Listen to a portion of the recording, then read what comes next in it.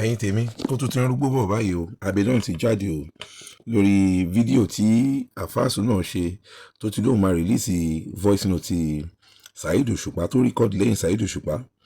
Abidjan bínú jáde tán o pé ṣé kò mọ̀ pé ẹ̀sùn ńlá ló fi kan ara ẹ̀ yẹn tó ń rìkọ́dì yàn lẹ́yìn láì má mọ̀ tí voice note náà tó ta òun bá Oríyọmí Hamzat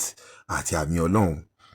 ẹgbọ́n nǹkan fìdílé nǹkan ẹ gbọ́ ohun tí Abidjan fi dá padà lóhùn pé àfáàsùn náà èyí tó ṣe yóò bójúmu o nílùú òyìnbó tó bá ṣerú eléyìí ẹ̀bì ẹ̀wọ̀n ló ti ń rìn o ẹja àjọgbọ̀. Hello brother mi Alfaasuna, ìwọ máa fẹ́ torí ẹ̀rẹ́ ṣe fídíò yìí wà ní pé mo jókòó mo fẹ̀yìn tì ní torí ó kàn yá mi lẹ́nu nígbà tí mo ti gbọ́ nǹkan tí fídíò tó ṣe yẹn tí mo ti rí wò. Ọ̀dọ̀ èmi ò tí kò yẹ kí n ti sọ̀rọ̀ lórí ẹ̀ toró ló ṣì ń bọ̀ àwọn fẹ́ kó dé ká tiẹ̀ gbọ́ ohun tó fẹ́ sọ. Mo bí pé gbogbo voice tó gbé síta yà Alfaasuna mo bí pé wọ́n náà voice yẹn kí ni nǹkan tó jẹ́, kí ni ọba orin Kingdom Saheed Òṣùpá bá ń ṣe fún ẹ táṣìírí ti ń bẹ láàrin wọ pẹ̀lú ẹ tó fi wà easily láti pé òun sáré gbé jáde.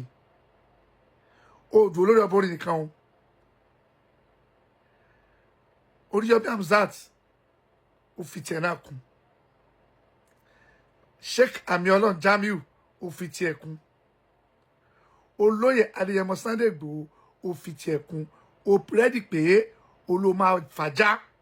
oníkọ́bọ̀ onímọ̀jẹ̀ kó sọ̀rọ̀. Alfaasuna jọ torí Ọlọ́run bá wa sọ̀rọ̀. Sórí ọ́díò tó gbé jáde yẹn lójú tèmi èmi ò tiẹ̀ rí ní kankan tèmi torí ọba orin Kingdom Saheed Òṣùpá fáwọn tó bá mọ̀rọ̀ gbọ́ o kò sí nǹkan tó sọnù voice yẹn tó bá dì. Ó pọ́nṣẹ́ ààrẹ ẹ̀ lé ní iṣẹ́ ara ẹ̀ ló pọ́nlé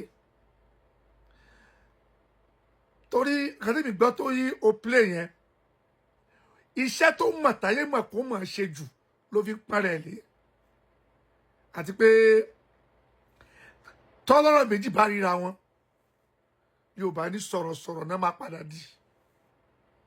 Alfaasuna èwe ló wá ń ṣe ẹ́ tó ń gbé voice ọba orí ó bìlíìfù yẹ ó mọ̀ pé ọmọ gidi ló jẹ́ àbúrò gidi ló jẹ́ ọmọ gidi ló jẹ́ fóun ni ló fi ń bá ẹ sọ̀rọ̀ pẹ̀lú fọkànbalẹ̀. Ó wá jẹ́wọ́ ara ẹ pé ọmọkọmọ ni. Sórí ìlú òyìnbó lèmi ń gbé, sórí wà tó wù yẹn tó rìkọ́ọ̀dù Kingdom Saheed Òṣùpá tí ò jẹ́ kó mọ̀ tó wá pé ìlú òyìnbó tẹ́mi gbé yìí ló ti dárú ẹ̀ wò. Alfaasuna ó máa ṣẹ̀wọ̀n o, ó máa ṣẹ̀wọ̀n. Kódà ordinary letter tó bá lọ bó bá tán pè ní social worker pé ó gba lẹ́tà wọ́n á bi ẹ́ pé am I free to open it? Tó bá tún open ẹ̀ fún wọn wọ́n ní can I read it? Tó rẹ́ mọ̀ pé ó takò òfin. Ọba orin bẹ́ẹ̀ sọ̀rọ̀ ó wá ń gbé sí record òun record yẹn kí ló fi record bó tó record yẹn kí ló fi ń ṣe because ó mọ̀ pé ó padà ló against ọmọkùnrin tó bá dọjọ́ kan. Ṣé wọ́n ní tẹ́ ẹ bá ti tẹ̀lé olórin ẹ fẹ́ kó ra ayé fún yín ni? O fẹ́ lọ Amẹ́ríkà kó tí ì mú ẹ lọ ṣé yẹn ní ká sọ ni? Àbí lọ́lọ́ fẹ́ lọ tí ò tí ì mú ẹ wá? Àbí mọ́tò ló ní kó rà fún ẹ? Kí ló lè ṣe fún ẹ gan tó fi pé ọ̀rọ̀ àṣírí kíní kan ló fẹ́ tú? Àná ló kọ́ nìyẹn gbà yẹn ó wá tú ó wá ń gbé jáde débi pé ó tún gbé ta lọ sọ́dọ̀ bàbá jẹ́nà kọ̀ọ̀lì tẹ́yìnlá ó tiẹ̀ tún ẹ́dìtì ẹ̀ kó gbé tí àbáyẹ kúrò. Ó dẹ̀ rí pé tó dẹ̀ sọ ò dẹ̀ bad. Ó ní kẹ́ni kan sọ pé òun ò lè gbọ́ orin Barrister orin Kollity ló fẹ́ lọ gbọ́ ó ní kí ló fẹ́ lọ gbọ́ orin kọ̀nítì mí ìgbẹ́ kí ló fẹ́ lọ gbọ́ tó ju àlùjọ àtàṣà lọ àti ìṣàjẹ́ bẹ́ẹ̀ orin ìjìnlẹ̀ ẹnu bẹ̀rẹ̀ sẹ́nu ti máa gbọ́ the same thing kò sẹ́ni tó mọ̀ pé Paso náà láwọn tó ń fàṣírí tiẹ̀ náà hàn tó súnmọ́ this is why I respect Taye Currency gbogbo èṣù Taye Currency pẹ̀lú Paso wá ní pé mi ò sọ̀rọ̀ pa ẹ̀ torí ọba yẹn jáde nígbà yẹn ó ní ẹ bí jẹ́ kí n sọ̀rọ̀ o tí n bá sọ̀rọ̀ nǹkan bàjẹ́ kò kúrò náà sọ̀rọ̀ pé òun àti báwa sí ìgbà tẹ́jọ́ wà ní bàbá àtọmọ 5 and 6 tẹ́jọ́ wọlé jáde sọ̀rọ̀ pé kò sásì lọ wọn ni olórí wo ni òkè náà sì rí lọ́wọ́ ẹ̀ tó bá ti jọ ní sọ̀rọ̀ tá a bá ti rí sọ̀rọ̀ ẹni bí ẹni là ń dì kí ló sọ èmi oníkan tó sọ tó ṣùpá sọ̀rọ̀ gbogbo ẹ̀ tó báàdì Pasuma lórí tó lè fi bá orí òun ṣé Saheed Òṣùpá ní entertainment Paso ní Pasuma lè sọ òun ló máa sọ àwọn yẹn pé àkórí ló máa kọ́ náà ṣó lè bẹ entertainment mi ni Pasuma náà máa sọ fáwọn kan Pasuma náà tí ó máa sọ àti pé kí ló fẹ́ gbé wá ṣé nǹkan tó gbé wá náà nìyẹn tó ń ju ẹ lójú ṣé nǹkan tó gbé wá yìí ṣó tó nǹkan tó Òṣùpá ti fẹnu sọ gan nígbà tí jà ń bẹ láàrin Paso àti Òṣùpá àti gbọ́mọ̀ ìyáálé ọ̀kan bó yàtọ̀ sọ́mọ ìyáálé ọ̀kan ṣé òpin tó play ṣòtọ́ èbó yàtọ̀ sọ́mọ ìyáálé ọ̀kan tó ń ba ọmọ jẹ́ tó sọ pé òun tọ́ ni ṣé ìpòwe ṣé nǹkan tó play yẹn ṣòtọ́ ni yẹn àbí tí n bá tún palẹ̀